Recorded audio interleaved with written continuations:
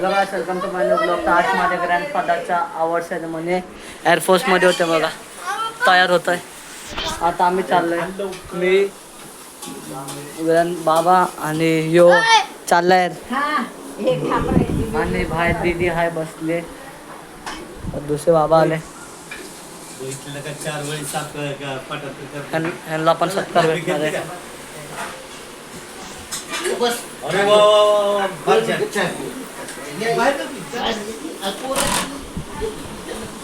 काय चाललंय आता आता घरीच आहे, तयार होतोय. तुम्हाला भेटू थोड्या वेळ. हॅलो गाईस, आम्ही आलो हॉलमध्ये.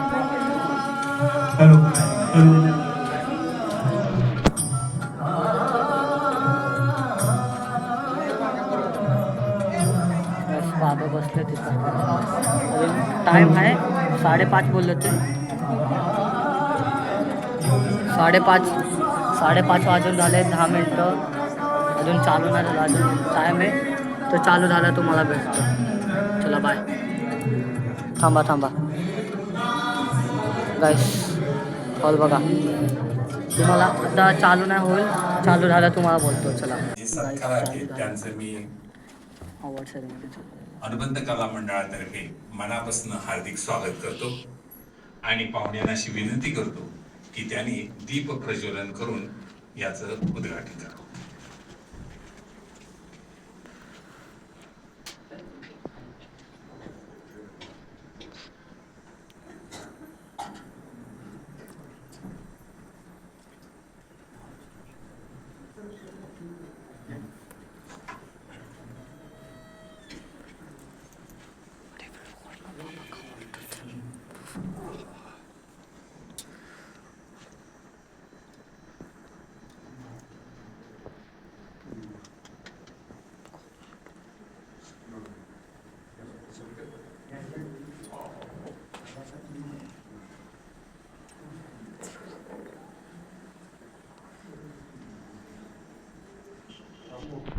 गाईस आत्ताशी चालू झाले. खाली अर्धा तास चालाय तर आत्ताशी कार्यक्रम चालू झालाय.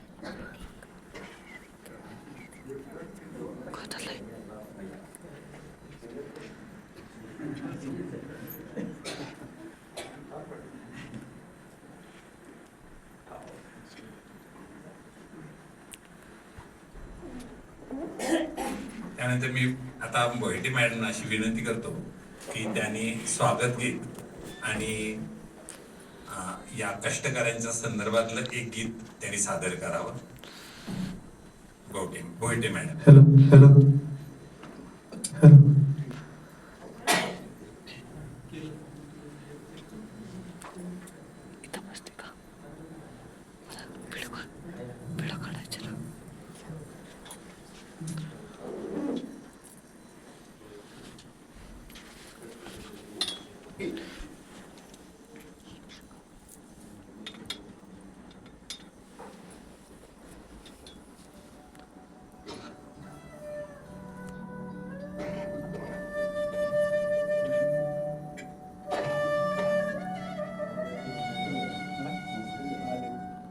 बस आता तासाला बसला, अजून पण चालू नाही झालं.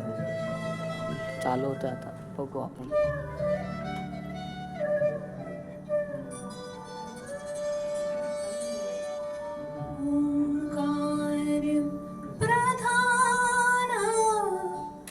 रूप गणेशाचे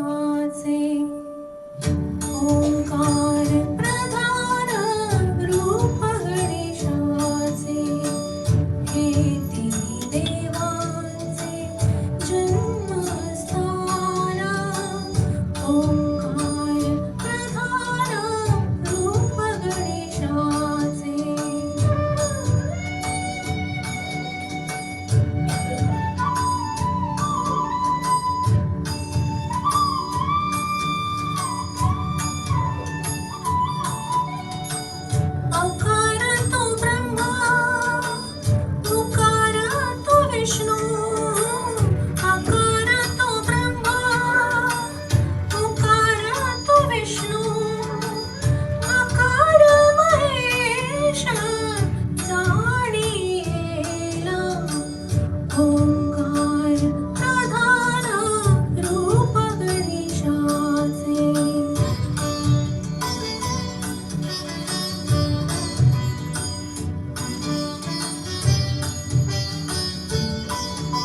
रियान व्हिडिओ काढ.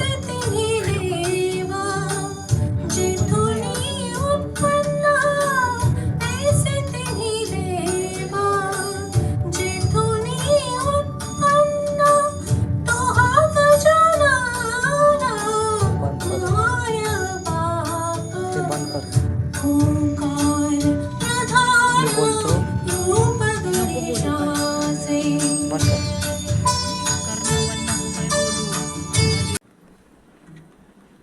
अनुबंध कला मंडळातर्फे सन्मान अथक परिश्रमाचा हा 4था कार्यक्रम आहे. हा कार्यक्रम आम्ही सन्मान जेव्हा सुरू करायचं म्हटलं तेव्हा आमचे एक सभासद ज्येष्ठ उस्मान शेख हे एसटी स्टँडवरती उभे असताना त्यांच्या लक्षात आलं की एक हमाल त्यांनी पाहिला आणि त्यांच्या असं लक्षात आलं की हा गेली 20 वर्षे हमाली करतोय.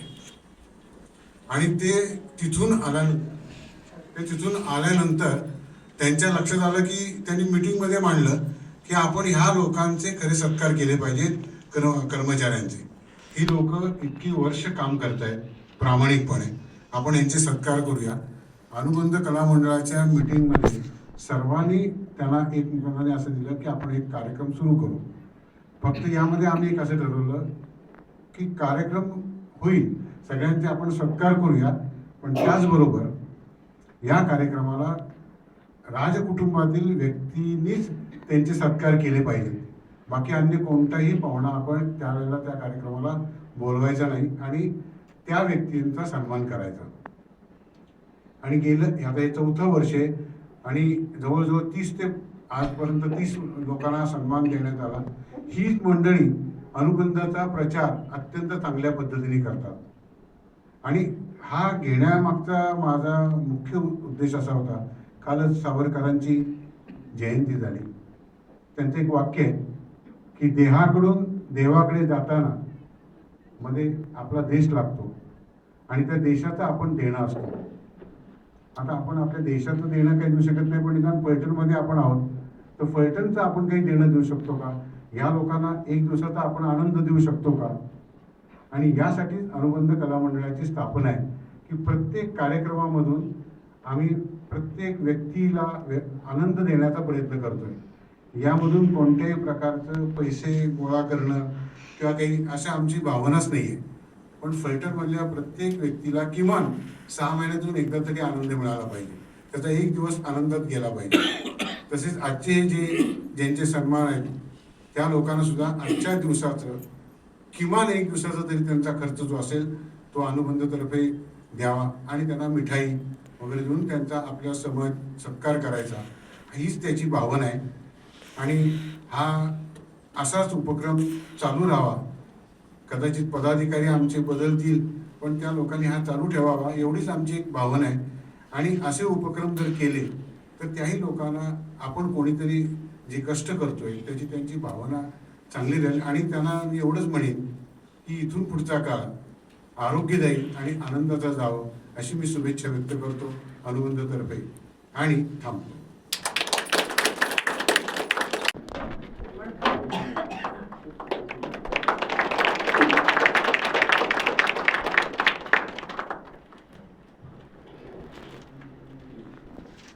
उन्हाळ्याचे दिवस असले तरी माणसं गार पडली पाहिजेत ह्याची चांगली जबाबदारी घेणारे आणि आम्हाला सगळ्या प्रकारचं सहकार्य करणारे डॉक्टर जोशी या कार्यक्रमाला आम्ही त्यांना बोलवलं. ते म्हणले मी अगोदर येणार त्या कार्यक्रमाला. त्यांचं खाली ओपीडी वगैरे जोरात चालू आहे खरं तर, आणि त्याच युनिफॉर्म मध्ये ते आलेत असं म्हणायला काही हरकत नाही. समजा आलाच एखादा केस तर लगेच जाता येईल. तेव्हा त्यांचं आमच्यावर असणारं प्रेम त्यांनी असंच ठेवावं अशी अपेक्षा व्यक्त करतो आणि आमच्या उपाध्यक्षांना अशी विनंती करतो की त्यांनी त्यांचा बुके देऊन सत्कार करावा.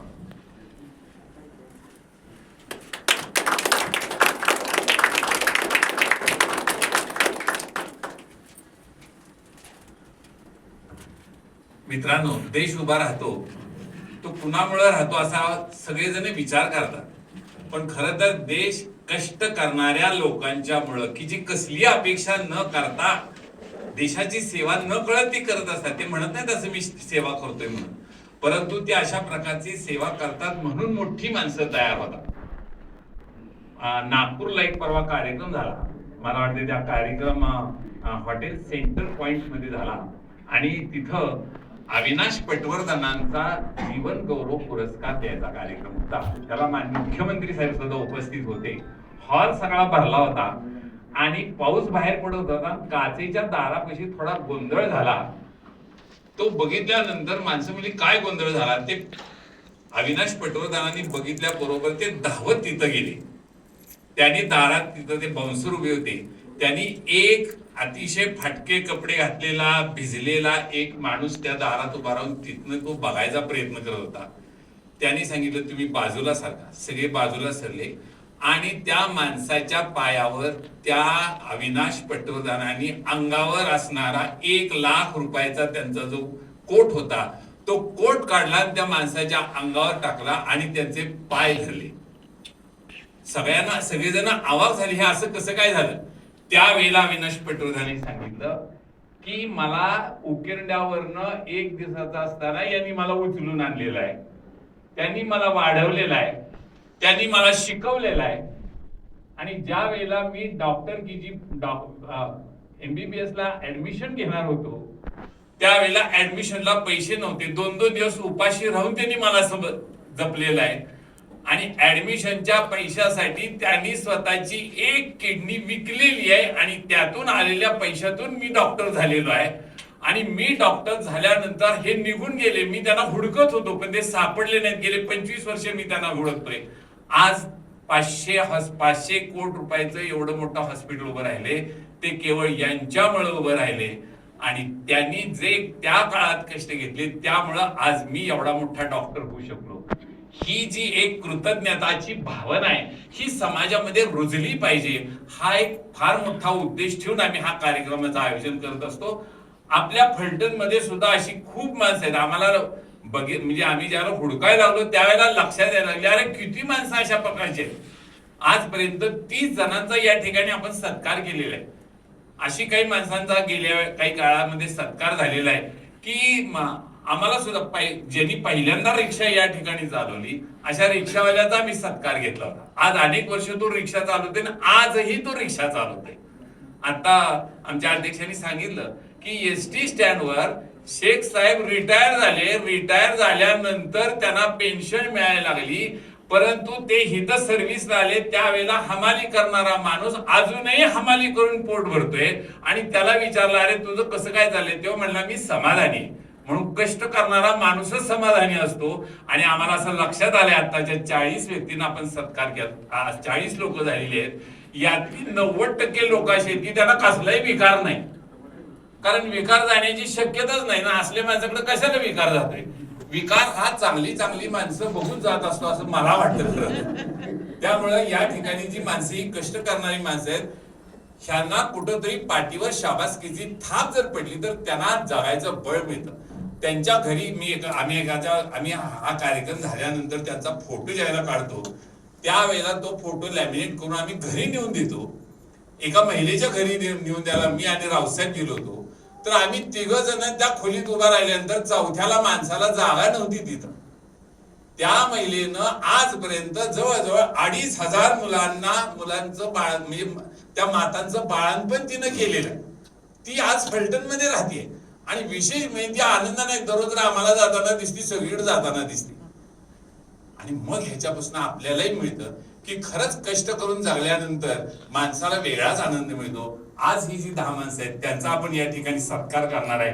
हा सत्काराचं स्वरूप असं आहे की यांना आम्ही शाल, हार, त्यांचा फोटो असणारा नाव असणारा एक मेमेंटो देत असतो. त्यानंतर पेढ्याचं बॉक्स देत असतो.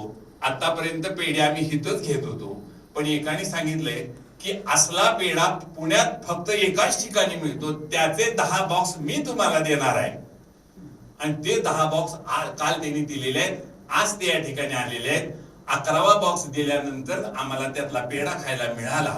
त्यावेळेला असं वाटलं किमान हा पेढा खाण्यासाठी का होईना आपण असल्या कार्यक्रमात असायला काहीच हरकत नाही. तेव्हा तो पेढ्याचा बॉक्स या ठिकाणी देण्यात येणार आहे. आणि एक असं पहिल्या कार्यक्रमाच्या वेळेला जाणवलं की त्यावेळेला काही जण म्हटले की सर हा कार्यक्रम तुम्ही रविवारी नका घेऊ, इतर वारी घ्यायचा. म्हटलं असं का म्हणतात? तर ते म्हणले की रविवारी आमचा धंदा पडतो. हा एक फार म्हणजे ज्याचं जळतं त्यालाच कळतं. त्यावेळेला आम्हाला असं वाटलं की ह्यांना आपण एका दिवसाचं काही का होईना आपण पैसे देणं गरजेचं. आजपर्यंत आम्ही 500 रुपये देत होतो, पण यावर्षी अमेरिकेतल्या एका मुलानं 50,000 रुपये पाठवून दिले की अहो तुम्ही 500 रुपये काय देताय. म्हणून या वर्षीपासून आम्ही 1000 रुपये त्यांना देणार आहे. 1000 रुपयाचं पाकिट त्याच्यामध्ये असणार आहे आणि ते आम्ही त्यांना देणार आहे. बकुळ पराळकरांचा मुलगाच आहे तो. त्यांनी सांगितलं की बाबा तुम्ही एवढा चांगला कार्यक्रम करताय, तुम्ही इतकं कसं काय करताय, मी तुम्हाला दर वर्षाला 50,000 रुपये पाठवून देते. मी खूप त्याचा आभारी आहे खरं तर. त्यानंतर मुंबईचे